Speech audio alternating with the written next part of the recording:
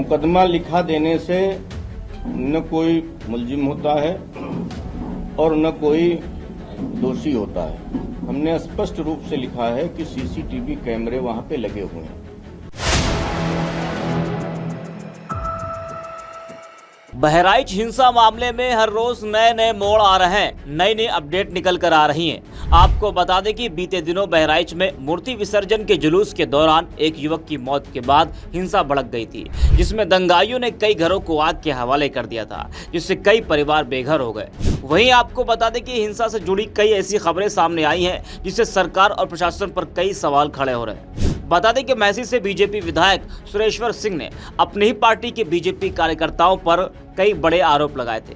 उन्होंने बीजेपी कार्यकर्ताओं पर एफआईआर दर्ज कराई थी, लेकिन अब वो पलट गए हैं। जी हां, बता दें कि पहले तो उन्होंने अपनों पर ही कई बड़े आरोप लगाकर एफआईआर दर्ज कराई। अब वो कह रहे हैं कि मैंने स्पष्ट रूप से कहा है कि मुकदमा लिखा देने से ना कोई मुलजिम होता है और ना ही कोई दोषी होता है।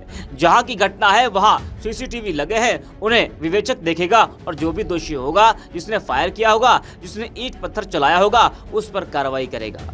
भाजपा विधायक ने कहा कि इसका महाराजगंज की घटना से कोई लेना देना नहीं है। मुकदमा दर्ज होने के बाद में मुझे जानकारी हुई कि अर्पित श्रीवास्तव भाजपा के युवा मोर्चा के नगर अध्यक्ष हैं। अर्पित के साथ भाजपा विधायक की फोटो भी वायरल हो रही है। उस समय विधायक ने पहचानने से इनकार कर दिया था। आपको बता दें कि भाजपा विधायक की ओर से महाराजगंज में हुए रामगोपाल मिश्रा हत्याकांड के बाद शव रखकर प्रदर्शन कर रहे 7 नामजद व अज्ञात पर गंभीर धाराओं में मुकदमा दर्ज करवाया गया था। इसमें भाजपा युवा मोर्चा नगर अध्यक्ष अर्पित श्रीवास्तव समेत अन्य लोग शामिल हैं। इसके बाद से विपक्ष लगातार बीजेपी पर हमलावर है और बीजेपी पर दंगा करवाने का आरोप तक लगा रहा है। बता दें कि बीजेपी विधायक ने जिस तरह से अपनी ही पार्टी की कार्यकर्ताओं के खिलाफ एफआईआर दर्ज कराई थी, उसको लेकर विपक्ष लगातार बीजेपी पर हमलावर है। मामले को लेकर अखिलेश यादव कहते हैं कि हिटलर भी इसी तरह से काम करता था, अपनी पार्टी के कार्यकर्ताओं को सैनिक बनाकर आगे कर देता था। अखिलेश ने कहा कि इस सरकार में बनाए गए पहले डीजीपी खुद सरकार और पुलिस की कार्यप्रणाली पर सवाल उठा रहे हैं। वे कह रहे हैं कि पुलिस बहुत दबाव में निष्पक्ष कार्रवाई नहीं कर पा रही है। अब आपको सुनाते हैं कि बीजेपी विधायक किस तरह से पलटते हुए सफाई दे रहे हैं, वो भी जरा आप सुनिए। उपरोक्त लोगों द्वारा गाड़ी को रोकने एवं शेष बचे लोगों को जान से मारने की नीयत से पत्थर अद्धा चलाने लगते हैं। उसी समय भीड़ से एक फायर भी होता है, जिसमें गाड़ी संख्या यूपी 32 जेपी 9999 इसुजू गाड़ी का शीशा टूट जाता है। उक्त घटना में मेरे बेटे श्री अखंड प्रताप सिंह बाल बाल बच जाते हैं। उक्त सारी घटना रात्रि 8 बजे से 10 बजे के मध्य की है। सीसीटीवी फुटेज में सारा कुछ स्पष्ट होगा, अतः मुकदमा पंजीकृत करके समुचित एवं आवश्यक कार्रवाई करने का कष्ट करें। इसमें ऐसी क्या परिस्थितियां बनी कि आप अपनी पार्टी के खिलाफ 7 लोगों के खिलाफ मुकदमा दर्ज करा दिया, और ये क्या स्थिति बन रही है? तो ब्रीफ कर लेने दीजिए। पहली बात तो हमने स्पष्ट रूप से लिखा है, मुकदमा लिखा देने से न कोई मुलजिम होता है और न कोई दोषी होता है। हमने स्पष्ट रूप से लिखा है कि सीसीटीवी कैमरे वहां पे लगे हुए हैं। एक दुकान पे नहीं, कई दुकानों पे लगे हुए हैं। उनको विवेचक देखेगा और जो भी वलबा करने में होंगे, जिसने भी फायर किया होगा, जिसने ईंट पत्थर चलाई होगी, उसके विरुद्ध वो कार्रवाई करेगी। इसका महाराजगंज की घटना से कोई लेना देना नहीं है। और जहां बार बार भाजपा का जिक्र आता है, हमारे ख्याल से भाजपा का इसमें कोई नहीं है। बाद में जानकारी मिली कि अर्पित श्रीवास्तव भाजपा के भारतीय जनता युवा मोर्चा के नगर अध्यक्ष हैं।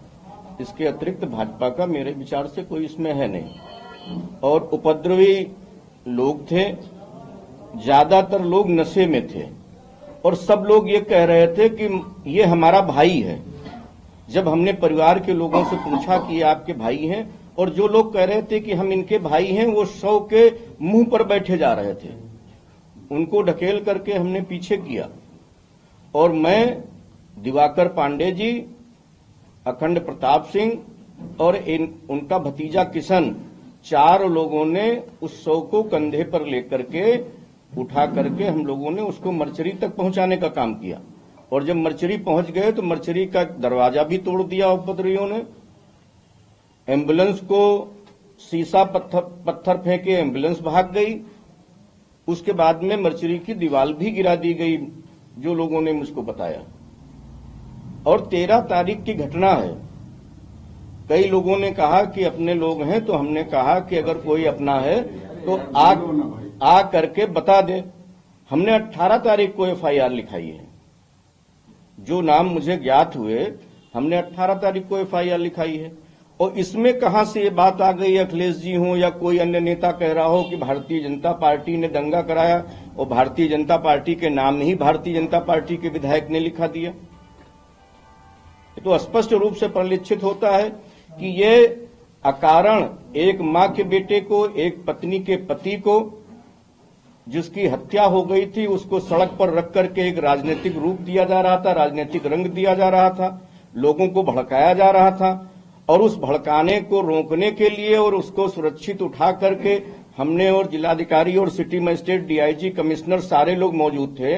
उन लोगों के साथ में जाकर के अगर हमने मर्चरी में रखाने का काम किया है, अगर इसको दंगा कहते हैं अखिलेश यादव जी, तो इसका कोई जवाब नहीं है।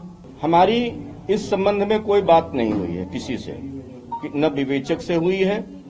जिस दिन से मुकदमा हमने लिखाया है, सारा कुछ जनपद हमारा सुरक्षित रहे, जैसे आपसी सौहार्द था उसी तरह से सौहार्द चलता रहे।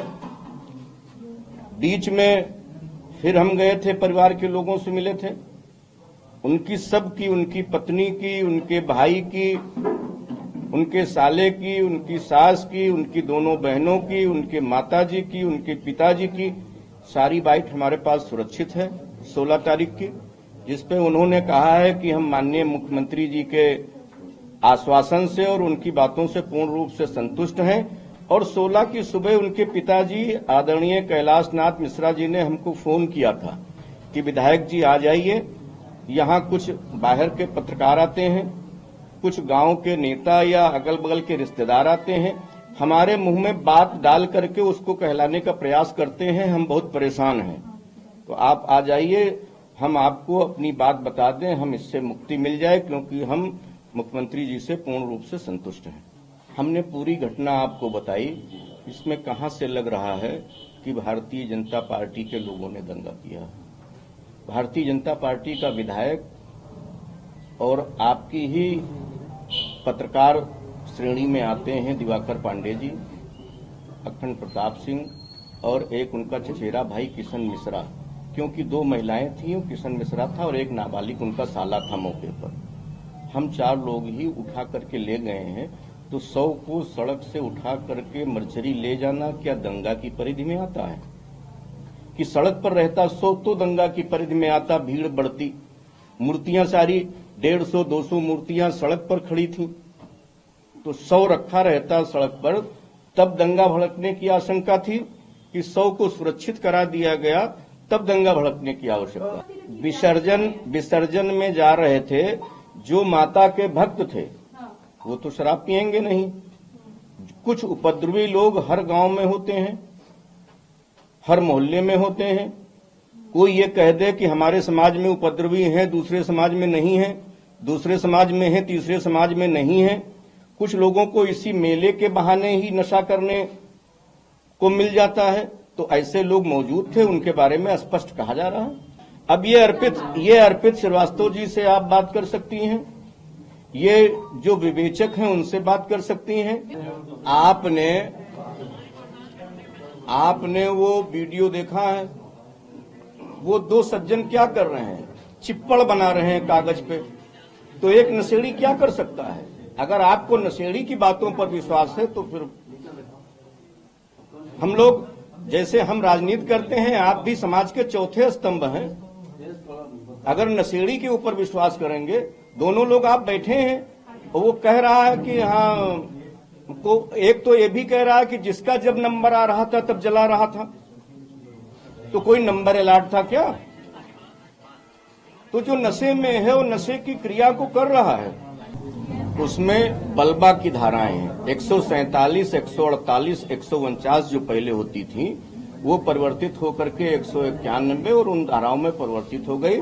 उसमें एक धारा लगी हुई है, धारा 34 पहले थी, अब वो संशोधित हो गई है। वो लगी हुई है कि सबके जितने लोग थे वहां सबकी सहमति से ये कार्य किया गया, सारे लोग शामिल थे। तो वो विवेचक का काम है ना, हमको तो पता भी नहीं कि अभी उसका विवेचक कौन है, न उसने बयान लिया है। विपक्ष के बारे में क्या कहेंगे? जो विपक्ष के बारे में हमने पहले ही कह दिया कि चूंकि उपचुनाव चल रहे हैं, 13 नवंबर को मतदान होने के बाद उत्तर प्रदेश में ये सारी चर्चाएं बंद हो जाएंगी।